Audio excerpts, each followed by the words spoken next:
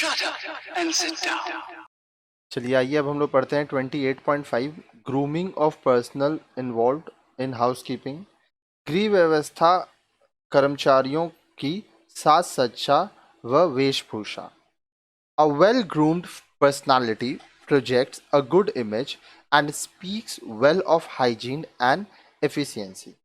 एक अच्छी साज सज्जा व वेशभूषा वाला व्यक्ति स्वच्छता व दक्षता का परिचय देता है। As far as possible, personal involved in housekeeping should be fresh.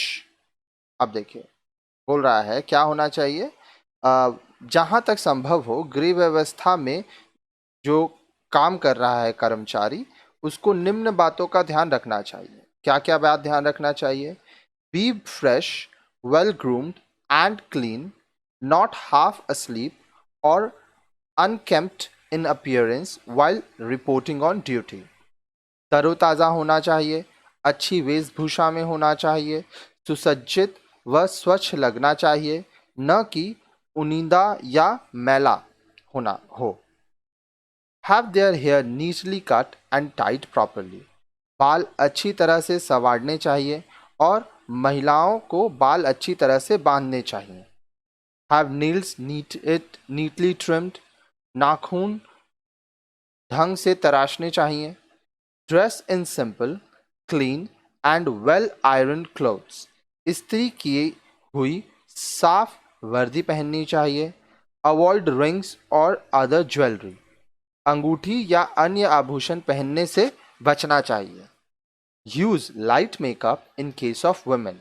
महिलाओं को हल्का मेकअप करना चाहिए। Use footwear that is light without heels and noiseless.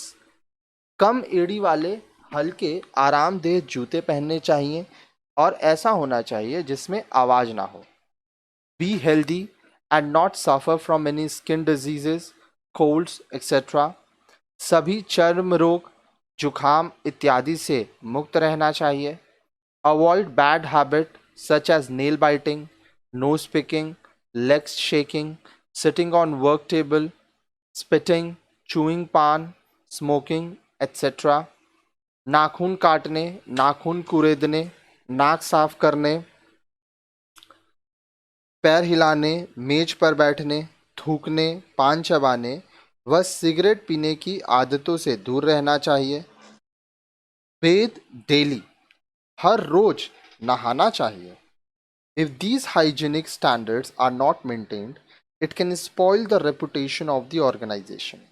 यदि कर्मचारियों द्वारा स्वच्छता के ऊपर लिखित मापदंड नहीं अपनाए गए तो इससे संगठन की प्रतिष्ठा में असर पड़ सकता है।